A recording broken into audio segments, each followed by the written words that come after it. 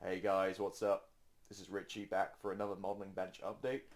I was I did one about 2 weeks ago. I wasn't going to do one until January, but I've received quite a few items in the mail, what with Black Friday sales and whatnot, and I figured, hey, I must have just shared them with you guys now rather than roll them over to January. So before I do that, what we're going to do is I'm going to talk a little bit about what I've been up to in terms of modeling. So we're going to switch cameras and go down to the bench. So I'm going to do that right now. So I'll see you at the bench.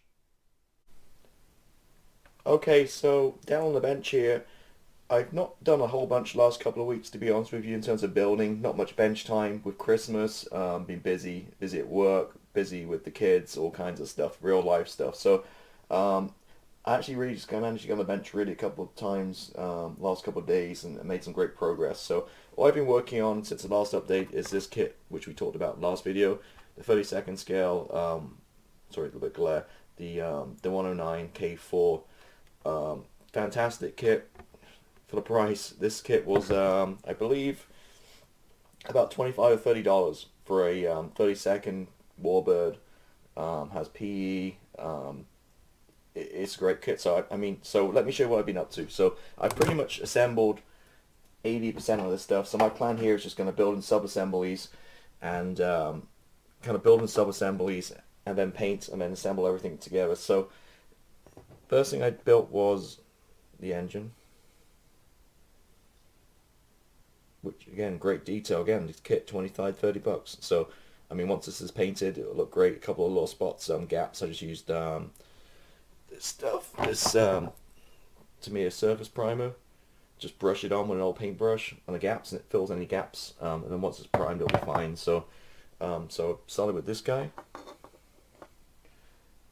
Then I worked on the cockpit. As you can see, great detail again. I know I talked in the last video about maybe this kit not having great detail and needing some aftermarket stuff, but you know what, when this is inside a fuselage, you're not really going to see any of this, but some nice kind of foot pedals, seat. Yep, so that again, there's a couple strategies to go here. You could paint everything individually and then glue it all together. But this scale, it's 30-second, it's a little bit easier to paint. There's not so much small kind of tiny details, so I'm going to go ahead and I'll prime and paint this the main color, and I'll do the detail work with a paintbrush and just kind of afterwards. So I've done that part. The instrument dial I've not done because you remember I've ordered the Yahoo photo etch instrument panel set. So that you probably will see because in the cockpit that's kind of high up. So that's the one part you will probably will see. So I'm leaving that off so I get the instrument panel and I can fit that. So but yeah, so this is ready for paint and prime. Sorry, prime and paint. Two. Then the thing I always hate doing, the fuel tanks. I think I did a pretty good job getting the seam lines out. Once it's prime, we'll see if it needs any more work. Again, it's a nice photo etch. It's kind of strapped on there. What else? So, landing gear.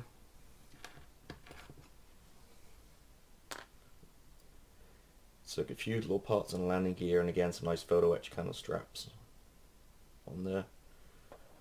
So the two main landing gear and the rear landing gear is done. Wing assembly, again, went together fantastic. The one thing I did forget, which I always kind of forget to these kind of things, is before you put the fuselage before you put the wing parts together, there's a little kind of support that goes in there. I forgot to do the other side. There's no biggie. I tried afterwards kind of with some tweezers, try to get it in there. It's not happening. I don't want to kind of rip apart the whole wing just to put that in. It's underneath, so I mean it is what it is. That's the one faux pas on this kit so far I've made. I've done that. I forgot that piece, but so again, it's not huge. You can see kind of the wing, and then the fuselage halves. Again, these need prime painted up, and then you can put the cockpit tub in. Some nice detail there again, you can see the camera. So if I kind of sandwich this together real quick, kind of give you an idea of size. So it's going to be about 12 inches by 12-inch wingspan by about 10-inch long. So I mean, it's a nice size. It's not huge by any means. It's it's easy to work with. It looks it's going to come in great, especially this is kind of roughly fitting, and then the engine's going to go in here, obviously too. So the cowling parts are separate, so you can have it open. So the cowling parts go on there, so you can have it have it probably raised, so you can see some of the engine detail. So I've done that. Obviously built this main parts here, and finally I've put the propeller together.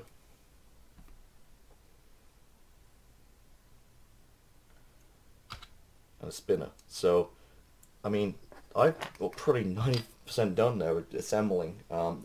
Maybe 10, 15 hours worth of work into it.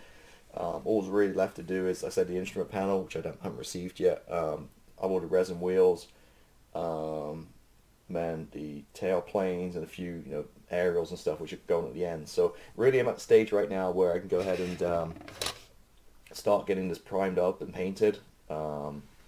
But then by the time next time I do a video, you probably have, hopefully it's painted up and ready to go. So, yeah, again, great kit. I can't highly recommend this enough. It's the, this is kit number 02299. The 1/32 scale Messerschmitt BF109K4, which is a late war version. Like I said before, there's tons of different versions here. There's probably 12 different versions from E4s, G6s, everything. So, I mean, it's pretty much the same kit, just a slight few changes for the different types. But yeah, again, great. Get a ton of PE. I got all this left over still. Two slides. I did all the fabric seat belts, but this PE stuff looks really good quality too. So I don't think that's something really worth needing. So you might be able to save some money with that too. So yep, so that's where I'm at with this one. So that's all I've built. Been working on just this one kit. Once I kind of like working one at a time if possible. Once this kind of gets into paint, I'll probably start assembling something else and working another kit. But for now, having a lot of fun with this one, and again, highly recommend it. So that's it. And now I'm gonna switch cameras and go back to me. Okay, so there you go. Yeah, that's a great kit. I'm loving working on that ME109. Highly recommend those kits. So, like I say, that's all I've been really working on, but I've got quite a few items in the mail, so I'm going to talk a little bit about what I received. So, the first thing is this guy, which is a tool caddy, um, from high altitude hobbies, I think it's called. Um, this is quite an ordeal. I'm sorry, apologize to the guy. He fixed it in the end, but this is one of those where I ordered a white one, and he shipped me a black and clear one by accident.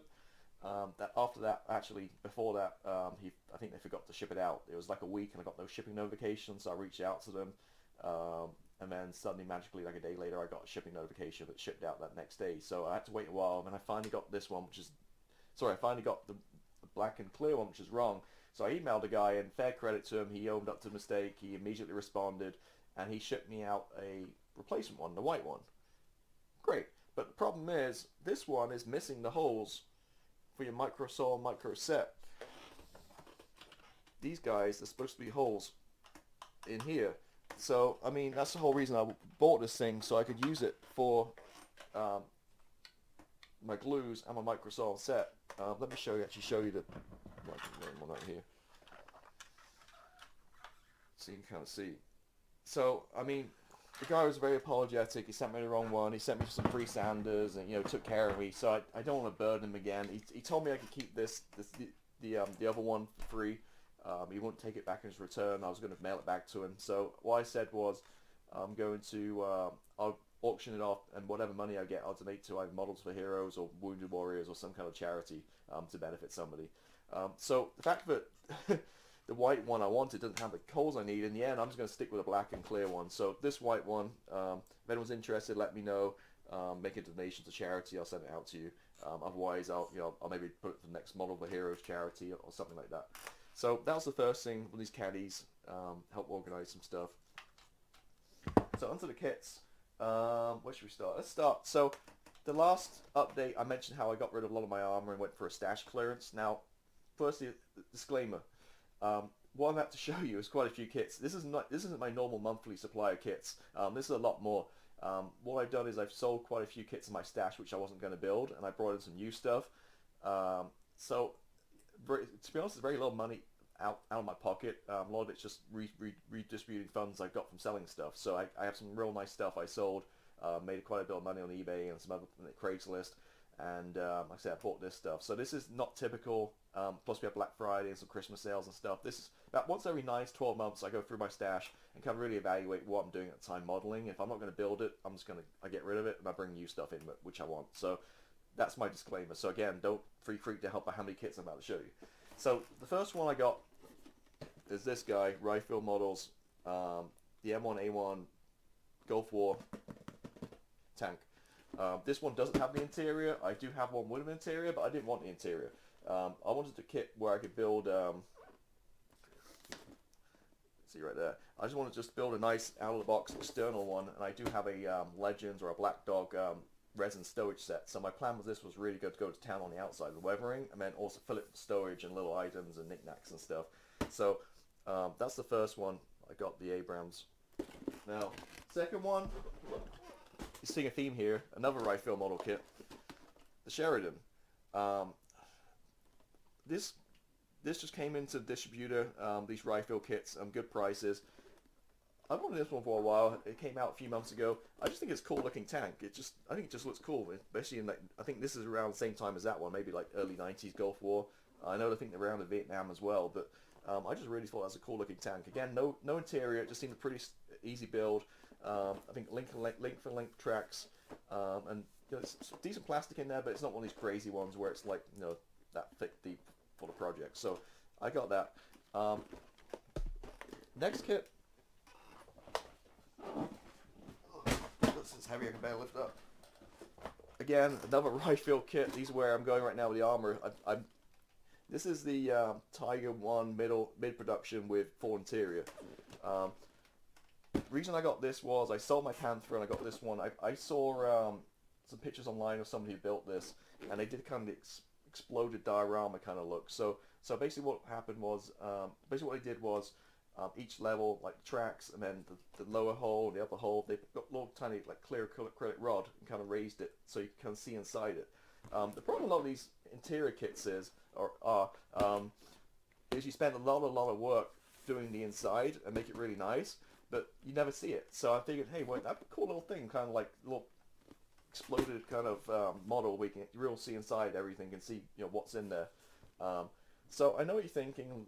When I did my last modeling update, I said, hey, Mojo's gone for armor. I'm not going to build any armor again. But that's somewhat true. But these kits I just showed you are something I want for a while. I know I'm going to build them. I like the modern stuff. And then this is a bit of an exception, but this is an iconic tank. Obviously a Tiger. I went with the mid production because I just like the color schemes. One of these two better than the earlier one. The other one was a lot plain. It was just kind of just generic, kind of like browny green. So yeah, so I don't know when I'm going to do this, but that'll be a long-term project. Maybe on the side of doing something else, just a little bit, chip it away a little bit here and there. But yeah, again, my armor, I am more into the aircraft, but like I say, these 2 or 3 kits came up cheap. I saw them, and I wanted them for a while. I know I will build these, so that's why I picked up those armor kits. So that's that. So now onto the aircraft. Start with this guy. So firstly, I got this one. The Special Hobby, which is basically a Tarangus reboxing of the Vigan in 72nd scale. Now, you probably saw my video, well, you may have seen my video I did before this, my last video, where I talked about scales. Excuse me. I want to try something a little bit smaller. People are going crazy about these 72nd kits now, the level of detail and stuff. So I really want to give it a shot, see how it goes. Take up way less space, use less paint, less supplies, generally cheaper, not always the case.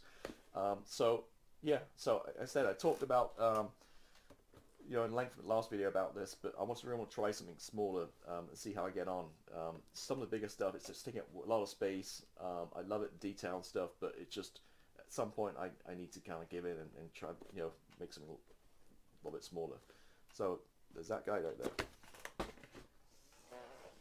Next up, which you guys seen already, which I did a review of. God, I can barely lift it up, it's so heavy. The AMK Tomcat, it came with the ordnance set. Um, what can I say? I'm just repeating what. If you haven't seen my video, go see it. Spoiler alert: this is fantastic. It's might be one of the best 78, 48, sorry, 48 scale kits I've ever seen. The detail is amazing. Somehow I managed to get all the plastic back in a box. It took me about 30 minutes, but this is ram packed full of stuff. It's an amazing kit. Amazing detail, the flaps and slats. You can see all the actuators and wiring and stuff. The front is just one whole slide mold piece. There's no seams. Comes even when you get your ordnance set. This comes packed full of weapons and ordnance. You don't need that ordnance set. Whatever in here, it has everything you need in there. So this is a fabulous kit. So this was so great that I opened a box and did that video for the first time a few days ago, and then that night I'm so impressed with this. I went online to Scale Hobbyist where I saw they were cheap, and I bought a second one. I thought, this is so amazing. I want a second one in my stash for the future because, as you guys know, when good stuff comes out, especially these smaller companies or limited run stuff, it can disappear, blink of an eye, and you can never ever see it again. So, I mean, if you see stuff you like, another thing is decals. If you see decals you like, always pick them up because again, a couple of years down the road, they're really hard to find. So that's my philosophy. So I placed the order for the second one. Now, that day I had the epiphany about the sizing and stuff. And to get benefit out of this kit, you really got to do the wings out extended, I think. So then you can see all the flaps and slap detail. But it takes a lot of room up. It's a big aircraft, and you can't really fit it on the shelf. So I had a little bit of an epiphany, and that's what brought me to the 72nd stuff.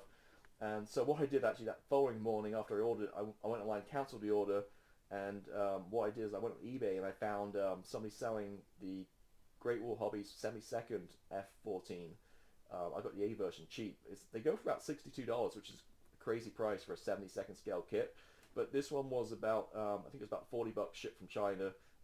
It had good reviews. We'll see how it goes. We all know when you buy stuff on eBay, it's a gamble, especially from China. It's either going to arrive damaged or may not arrive at all, especially if it's well priced. So keep my fingers crossed. We'll see what happens. If not big deal. I'll just go to PayPal and get my money back. But I really want to try that 72nd scale one. It's going back to the vegan again. I want something smaller. I feel with that one, the 72nd scale Tomcat is a big aircraft.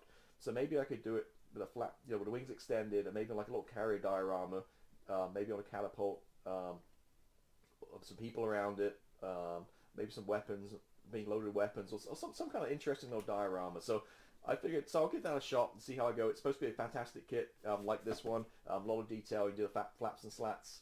$62 for me is too much for a 72nd scale kit, but when I saw it for 40, I thought, I'll give it a shot. Another thing is I got the A version because I really dig the Wolfpack markings. It kind of reminds me a little bit like G.I. Joe. Like if you can, I don't have a picture of it, but it has like a buff tan kind of nose, then it's white, and then it has like the red kind of flashes of low kind of scheme. It's like red kind of decals on it with the wolf on the back. It's iconic 80s, and I just really like the Wolfpack, and that came with the kit. I did I'm an R about getting the Academy one. That looks fantastic too, but not as much detail. But I figured by the time I got the Academy kit and then bought the Wolfpack decals, I'm about the same price as the Great Wall Hobby kit anyway, so I might as well just do that. So that'll be coming hopefully in the new year. We'll see how that goes if I get it. One thing I do know is Great Wall Hobby, great kits, but the instructions suck. They're all over the place, so we'll see how that goes.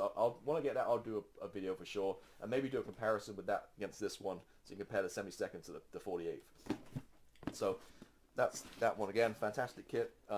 Everybody needs one if you have the space, as it is. Okay, down to my last couple of kits here. Again, it's a lot of stuff. Again, this isn't normal. I said I sold some stuff. I got some money back, and I caught some sales, so I kind of redone my stash basically. So I got this guy right here, which is the Mirage. I'm gonna do it South American version. They do about 4 or 5 unboxings, or maybe 3 or 4 boxings of this one. Again, I'm a bit of a Kinetic fanboy right now. The newer kits are really nice. That Hornet was fantastic. So you can't really see those markings, but I've got I'm with Flooring Models, and we got a group build coming up next year for South American SIG. So anything South America or Latin America, aircraft, tanks, anything. starting January the 1st. So I think this will be a great one. So what I'm going to do is I'm going to build this one right here, which is the Argentinian one from the Falklands War in '82. I think it's '82. It's kind of free tone camouflage, like browns, and then it has like a little flash of yellow on the tail. Actually, I don't think the Falklands one has yellow on the tail, but anyway, so I'm going to do that one for the group build. That runs from January the 1st until I believe like June or July, so plenty of time. So that's not a priority for me, but I'll start on that maybe in the spring. That shouldn't take too long, maybe a few weeks, a couple of weeks or so to build that one. And then last one I got to show you guys is this one. Again, another 48 scale kit. This is 104 iconic aircraft in the West German markings. This is a tough call which one to do with this. I mean, you got the typical splinter pattern, or you got the marine ones really nice too. I'm going to go with the box art and do the splinter camo. Now, this kit is fantastic. The detail, I've looked inside it. The detail, it's by far the best 104 and 48 scale, I believe. It's better than Hasegawa one. There's a few different boxings. I think they do a Japanese version variant, and they do maybe a natural metal American one too. I'm not sure, but there's a few different versions. I think they're bringing out a Dutch one as well. But this is iconic aircraft. Never built one before, and give that a shot. The funny thing with this is these guys are. There's always a debate about the underside. The underside is like a metallic color, but it fades to like a grey color. So there's always a debate about is it silver or is it grey amongst modelers, and that's a big discussion. I looked at a lot of pictures. I did some research, sorry, and what I found is I think the best color for the underside I found is Alclad. I think it's matte aluminum or aluminium, depending where you are in the world, and I think they do a semi-matte as well.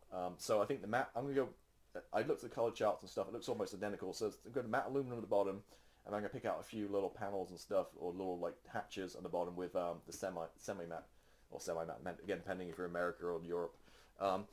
So that seemed good to me. I know Alclads aren't really the fashion right now. Everybody's about AK Extreme Metals, but I really get on well. I mean, Alclads have been around for years. They stink, but if you have a spray booth like I do, it's not a big problem. I just find they work well for me. I've used them for a long time. The AK Extreme Metals are a little bit temperamental. Some work great, some don't work great. There's some bad batches out there. The key with those at the AK Extreme is you really have to shake them like crazy to get them to mix. Like shake them like, or even get a paint, like stir them better. Really get it mixed up well. Otherwise they don't spray well at all. But again, I'm the Alclad guy, so that's what I'm doing with this one.